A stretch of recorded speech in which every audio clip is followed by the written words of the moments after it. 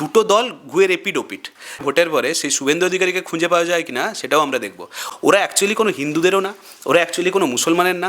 SIR শুরু হওয়ার সময় আমরা বিরোধী দলকে বলতে শুনেছিলাম 1 কোটি রোহিঙ্গা, 1.5 কোটি রোহিঙ্গা, কিন্তু রোহিঙ্গা তো সেইভাবে খুঁজেই পাওয়া গেল না, উল্টো হিন্দুরাই বেশি বিপদে শেষ খসড়া তালিকা হিসাবে। এখনো আজকে শুনানি শেষ দিন 14 ফেব্রুয়ারি, 28 তারিখ ফাইনাল তালিকা লিস্ট বেরোবে। তো এসআইআর বিজেপি যতটা মনে করছিল ভোট বাক্সে ডিভিডেন্ড দেবে, আদৌ তো ডিভিডেন্ড দেবে না ব্যাকফায়ার করবে পুরোটা? পুরোপুরি আমার একদম ভালোভাবে বলতে পারি এটা ব্যাকফায়ার করবে বিজেপির জন্য। যে শুভেন্দু অধিকারী বলেছিলেন রোহিঙ্গাকে খুঁজে পাওয়া যাবে না, আমি বলছি 2 মাস পরে ভোটের পরে সেই শুভেন্দু অধিকারীকে খুঁজে পাওয়া যায় কিনা সেটাও আমরা দেখব। উনি বিজেপিটা আদৌ করবেন কিনা 2 মাস পরে, নাকি আবার তৃণমূলে ফিরে আসবেন সেটাও আমরা দেখব দিনের শেষে।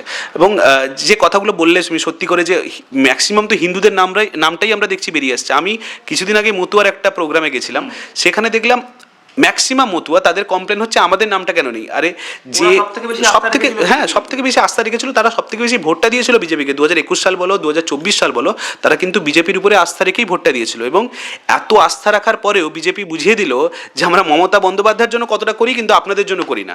সেই জন্যই আজকে অনশন করতে হয় মতুয়ারা, যারা বিজেপিকে ভোট দিয়েছিল তাদেরকে আজকে না খেয়ে অনশন করতে হচ্ছে দিনের পর দিন।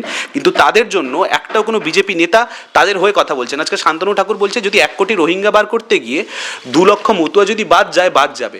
আমি বলছি একটা নাগরিক কেন বাদ যাবে? আমাদের প্রথম এসআইআর থেকে প্রথম স্ট্যান্স এটাই হয়ে এসছে যে একটা নাগরিকও কেন পশ্চিমবঙ্গ থেকে বিনা কারণে বাদ যাবে। সেখানে ওরা এত হিন্দুত্বের কথা বলে, সেখানে মতুয়ারা যারা অন্য দেশ থেকে নিপীড়িত হয়ে এদেশে এসছিলেন, ওরা একটু জায়গা করে নিয়েছিলেন, যাদের মানে ভালো থাকার কথা বিজেপির মতো দলরা বলে, সেই বিজেপিরা আজকে উঠে পড়ে লেগেছে এদেরকে। এবং কিছু বিজেপি নেতারা বলে ওরা বেরিয়ে গেলে কী হবে, সিএ দিয়ে আবার অ্যাপ্লাই করবে। আমি বলছি একটা দিনের জন্য কেন ওরা বেনাগরিক হবে? ধরো তুমি বেনাগরিক হয়ে গেলে, এইবারই এসআইআর এর প্রক্রিয়ায় কিছু মতুয়ারা বেনাগরিক হয়ে গেল, তারা কি এই বছর ইলেকশনটায় পার্টিসিপেট করতে পারবে?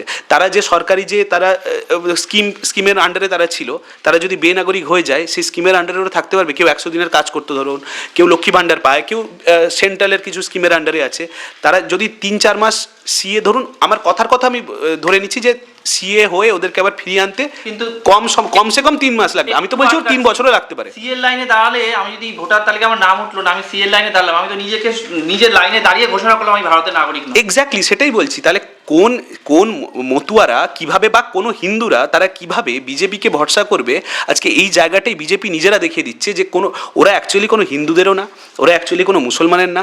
ওরা এমন একটা ওরা তো বলে না ওরা দেশপ্রেমিক, আমি বলছি ওদের মতো দেশ বিরোধী একটা সংগঠন, আমি বলছি ওদের মতো দলকে পশ্চিমবঙ্গ থেকে বা কিংবা ভারতবর্ষ থেকে তাদেরকে বিতাড়িত করে দেওয়াটা এখন জনগণের সবচেয়ে বড় কাজ, এই ইলেকশনেও হওয়া উচিত এবং আগামীতেও হওয়া উচিত। গোটা পর্বে বামেরা যেইভাবে, বামপন্থীরা যেভাবে সাধারণ মানুষের ফর্ম ফিল আপ থেকে শুরু করে, কিংবা তুমি নিজেও গেছো, অন্যান্যরাও গেছে, মতুয়াদের ওখানে অনেকবার গেছে, তো বামপন্থীরা কোনোভাবে ডিভিডেন্ড পেতে পারে তোমার মনে হয়?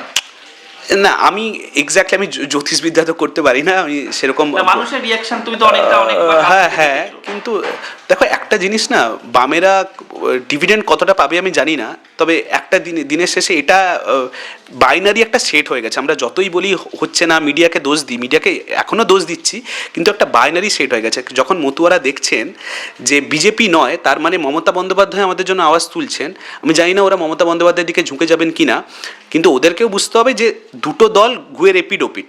সেখানে যদি ওরা বামেদেরকে ভরসা করে, আমি বলবো ওনাদের জন্য আগামীতে ওনারা একটা সুদিন অন্তত দেখতে পাবেন।